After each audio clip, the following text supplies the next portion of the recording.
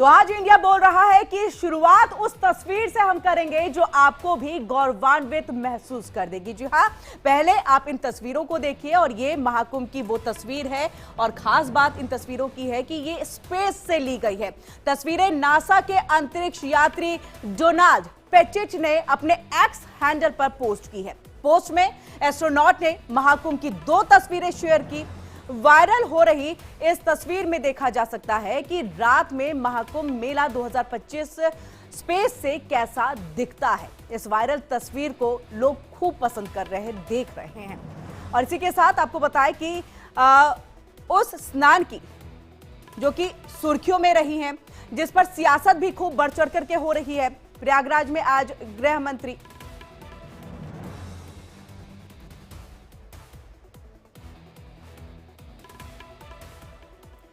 तो ये नासा की तस्वीर यानी कि अंतरिक्ष से ये तस्वीर जो है वो ली गई है और आपको बताया कि अंतरिक्ष यात्री डोनाल्ड पेटिट ने अपने एक्स हैंडल पर ये तस्वीर जो है वो शेयर की है, जिसे खूब पसंद किया जा रहा है।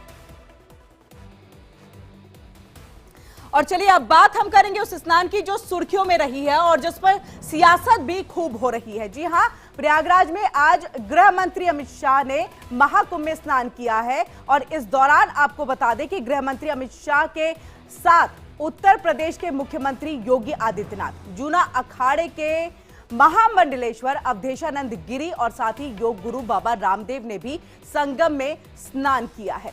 तो इस बीच शाह को संतों ने मंत्रोच्चार के बीच आचमन कराया। स्नान के बाद शाह ने संगम पर परिवार के साथ पूजा अर्चना की और इसके बाद अमित शाह अक्षय वट पहुंचे और जहां उन्होंने अक्षय वट की भी पूजा की है। शाह इसके बाद स्वामी अवधेशानंद के आश्रम पहुंचे जहां उन्होंने भोजन किया है। अमित शाह अपने पूरे परिवार के साथ महाकुंभ पहुंचे हैं और ये अमित शाह के साथ उनकी पत्नी सोनल शाह, बेटे जय शाह, बहू ऋषिता और साथ ही उनके बच्चे के साथ वो साथ में मौजूद थे। अमित शाह के साथ मुख्यमंत्री योगी आदित्यनाथ भी मौजूद थे। तो वहीं जिस वक्त गृह मंत्री ने महाकुंभ में डुबकी लगाई, उस वक्त मुख्यमंत्री योगी आदित्यनाथ ने भी स्नान किया है। तो आपको हम लगातार बता रहे हैं कि किस तरह से महाकुंभ में लगातार सरकार के मंत्री जो है वहां से लेकर के राजनीतिक जो नेता हैं वो पहुंच रहे हैं, उनके आने का सिलसिला लगातार जारी है। अमित शाह ने महाकुंभ में स्नान किया है तो उन्होंने पूजा अर्चना भी की है। अब देखिए, हम आपको यहाँ पर 3 तस्वीरें दिखा रहे हैं। देखिए, इन 3 तस्वीरों में अमित शाह के महाकुंभ के पूरे दौरे को आप यहाँ पर देख सकते हैं। अमित शाह पहले संगम पहुंचे जहां उन्होंने साधु संतों के साथ पावन डुबकी लगाई है और इस दौरान मुख्यमंत्री भी उनके साथ मौजूद रहे हैं, जिसके बाद उन्होंने संगम तट पर जाकर के पूजा अर्चना की। उसके बाद वो अक्षय वट पहुंचे हैं जहां उन्होंने पूजा अर्चना की है। इस दौरान साधु संतों ने वैदिक मंत्रोच्चारण करते हुए अक्षय वट की महिमा भी बताई। शाही स्नान के दिनों से बचते हुए वीवीआईपी मूवमेंट महाकुंभ में जारी है। अमित शाह के स्नान को लेकर के सुरक्षा के कड़े इंतजाम भी किए गए थे और ये देखिए, ये 3 तस्वीरें आपके सामने लगातार हम आपको दिखा रहे हैं कि आज गृह मंत्री अमित शाह का जो दौरा रहा वो कैसा रहा, कहां वो गए। अब इसी के साथ देखिए, गृह मंत्री अमित शाह ने महाकुंभ में आस्था की डुबकी लगाई तो दूसरी ओर इस पर सियासत भी जोरों पर शुरू हो गई है। हमला किसी और ने नहीं बल्कि कांग्रेस अध्यक्ष मल्लिकार्जुन खड़गे ने किया है। वो भी एक विवादित बयान से। खड़गे ने यह कहा कि बीजेपी नेताओं में गंगा स्नान की होड़ लगी हुई है, गंगा नहाने से गरीबी दूर नहीं होगी। मध्य प्रदेश के महू में रैली के दौरान मल्लिकार्जुन खड़गे ने शाह के स्नान पर हमला बोला। उन्होंने और क्या कुछ कहा वो आपको हम सुनाते हैं। गरीबों का सत्यानाश हो जाएगा, इस मनोवाद को खत्म करना है।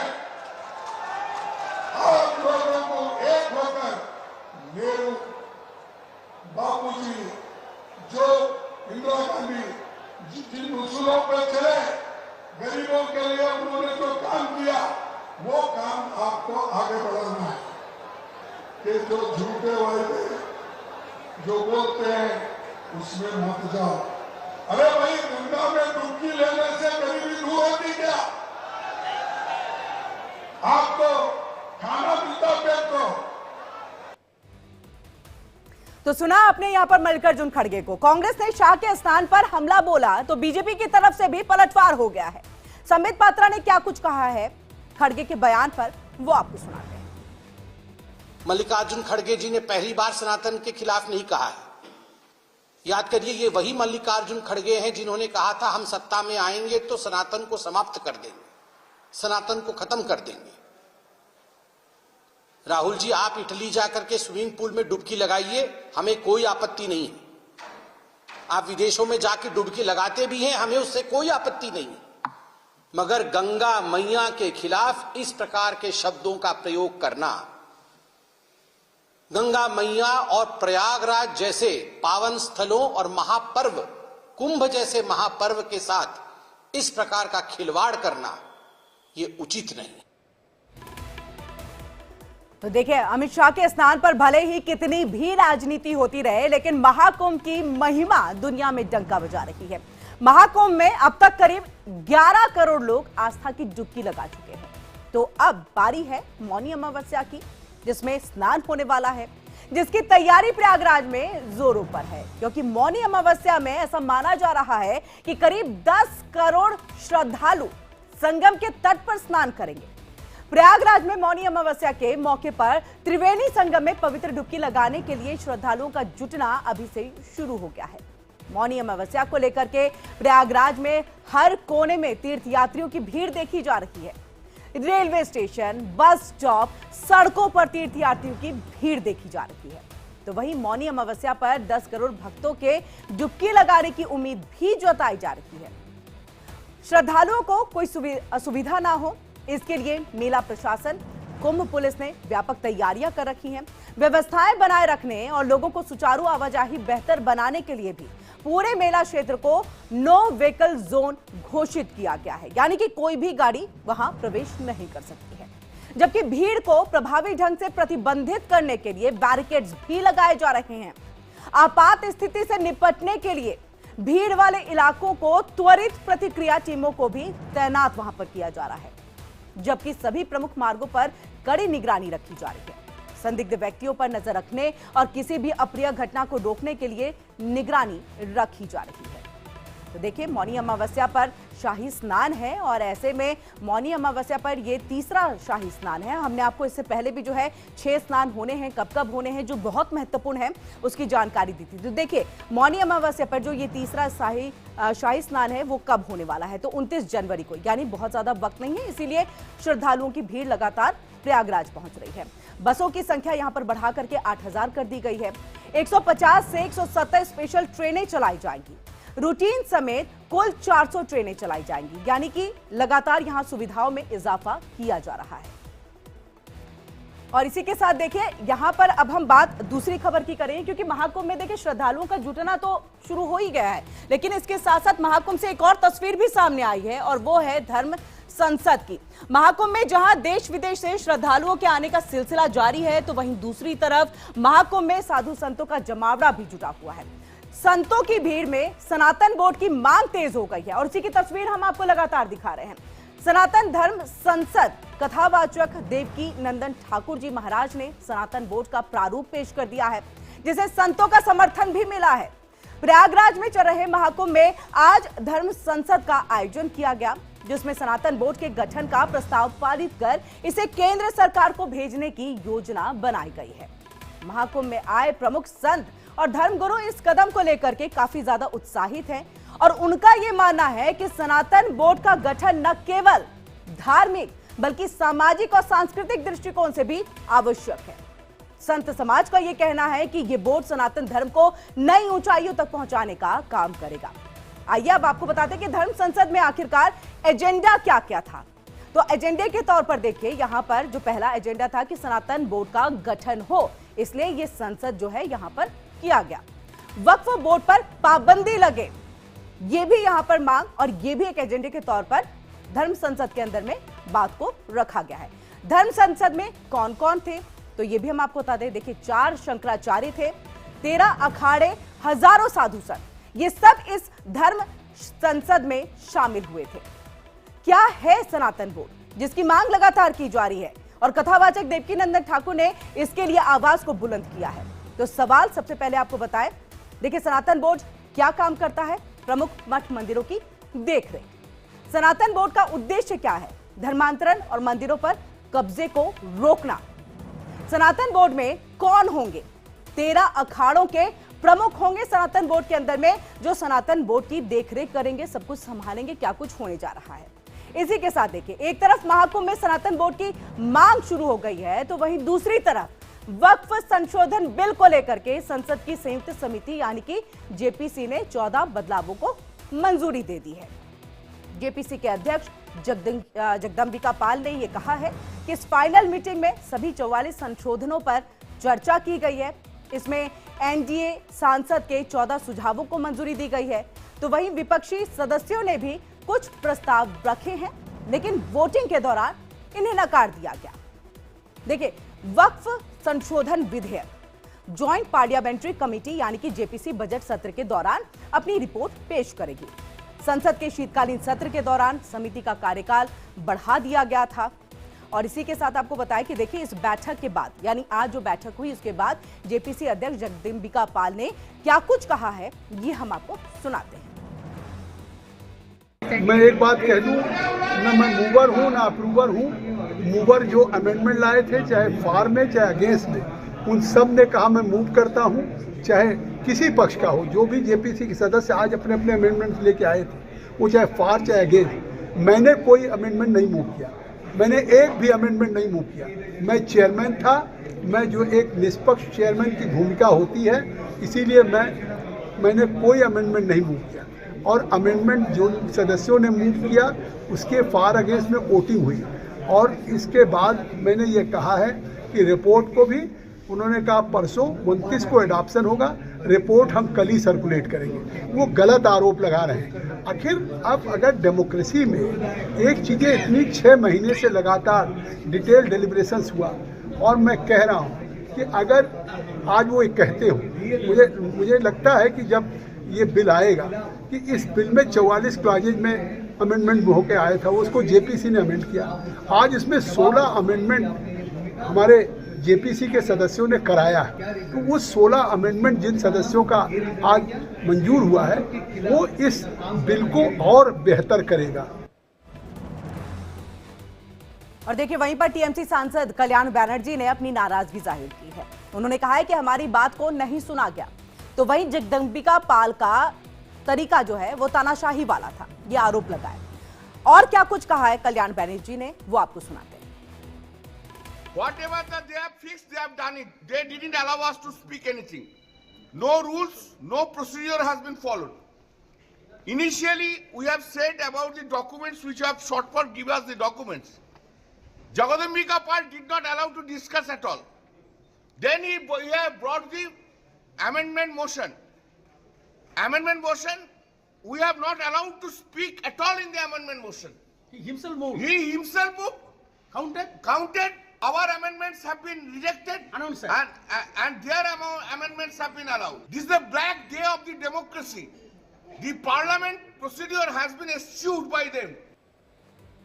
और चलिए, अब बात हम देश की राजधानी दिल्ली की करेंगे, जहां पर चुनाव होने जा रहा है। और ऐसे में देखिए यहां पर किस तरह से चुनावी दंगल मचा हुआ है। जी हां, दिल्ली दंगल में आम आदमी पार्टी ने अपना मैनिफेस्टो जारी कर दिया है। और इस मैनिफेस्टो में आम आदमी पार्टी ने 15 गारंटी दिल्ली वालों को दी है। दिल्ली में 5 फरवरी को वोट डाले जाएंगे और 8 फरवरी को नतीजे जो है वो घोषित हो जाएंगे। ऐसे में आम आदमी पार्टी की इन 15 गारंटी ने दिल्ली के सियासी पारे को हाई कर दिया है। सभी दल इस वक्त दिल्ली वालों को साधने की कोशिश में जुटे हुए हैं। बीजेपी अपने संकल्प के जरिए दिल्ली चुनावों में अपना दांव पहले ही चल चुकी है। कांग्रेस भी दिल्ली दंगल में हाथ को मजबूत करने में लगी हुई है। तो वहीं अब आम आदमी पार्टी का यह मैनिफेस्टो कई गारंटी देने वाला है।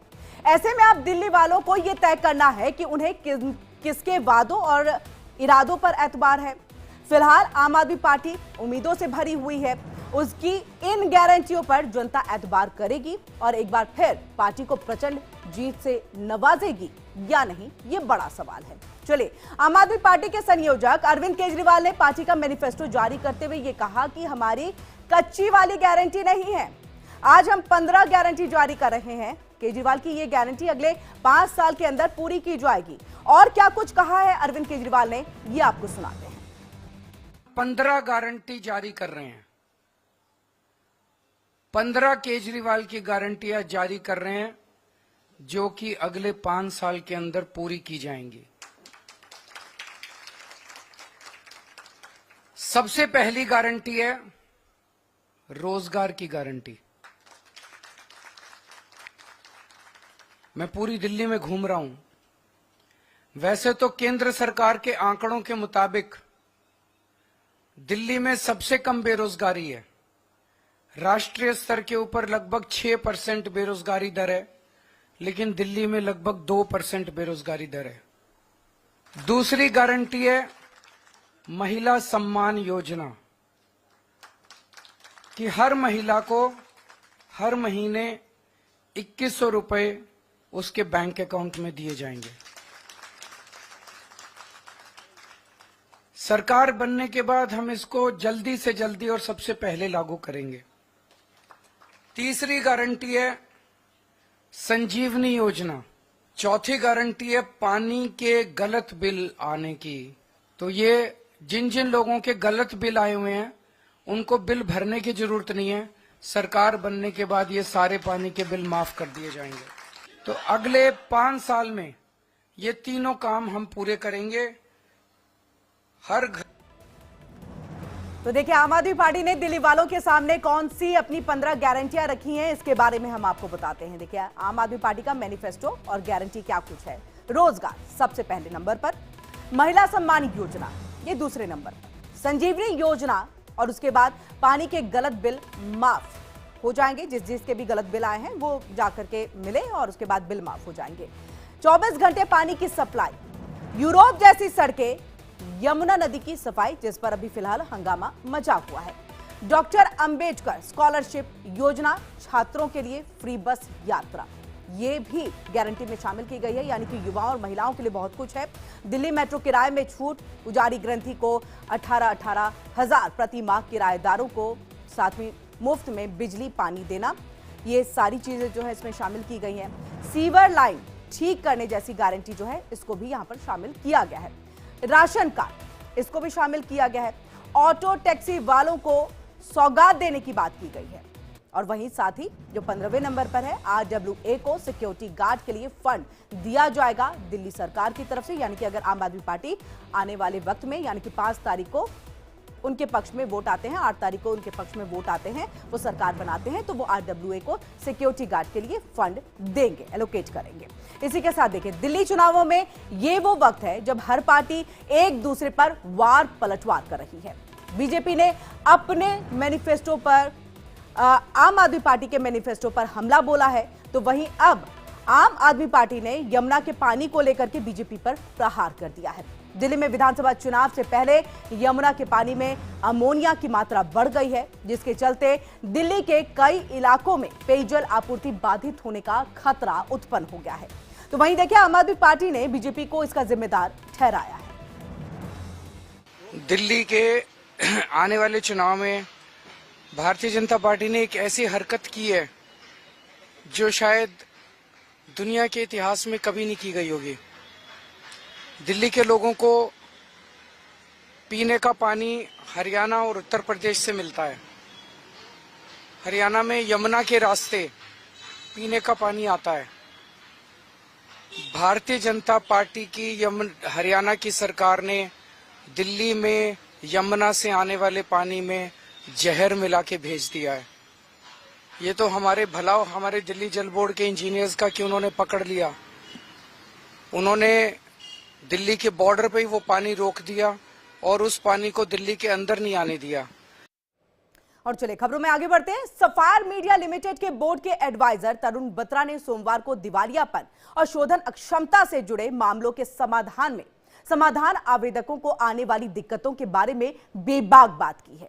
उन्होंने अपना उदाहरण पेश करते हुए कहा कि रिलायंस ब्रॉडकास्ट, जो बिग 92.7 FM के नाम से FM रेडियो कारोबार करती है, उसके लिए दिए गए सफायर मीडिया लिमिटेड के रेजोल्यूशन प्लान को 6 मई 2024 को राष्ट्रीय कंपनी विधि न्यायाधिकरण यानी कि NCLT ने मंजूरी दी थी। लेकिन आज तक आवेदन के बावजूद सूचना प्रसारण मंत्रालय ने सफायर मीडिया लिमिटेड को डायरेक्टर और शेयर होल्डिंग बदलने को मंजूरी नहीं दी है। तरुण बत्रा ने भारतीय दिवाला और शोधन अक्षमता बोर्ड द्वारा दिल्ली में आयोजित कॉन्क्लेव में यह बात कही। तरुण बत्रा ने कहा कि रेजोल्यूशन प्लान के आवेदन में असफल हुई कंपनियां न्यायालय में गलत और अनावश्यक केस डालकर पूरी प्रक्रिया को बाधित करती है और जानबूझकर रेजोल्यूशन प्लान में सफल हुई कंपनियों को तंग कर पूरी प्रक्रिया का मजाक बना करके रख देती है। आपको बता दें कि 6 मई 2024 को रिलायंस ब्रॉडकास्ट द्वारा संचालित बिग 92.7 एफएम के लिए राष्ट्रीय कंपनी विधि न्यायाधिकरण के सफायर मीडिया के रेजोल्यूशन प्लान को मंजूरी दी थी। इसके बाद national company law appellate tribunal ने भी असफल आवेदकों Abhijit realtors and infra venture और creative channel advertising and commit marketing की 5 अपीलें भी खारिज कर दी हैं। और इसी के साथ इसमें फिलहाल इतना ही। कल कुछ और बड़ी खबरों के साथ हम हाजिर होंगे, लेकिन तब तक के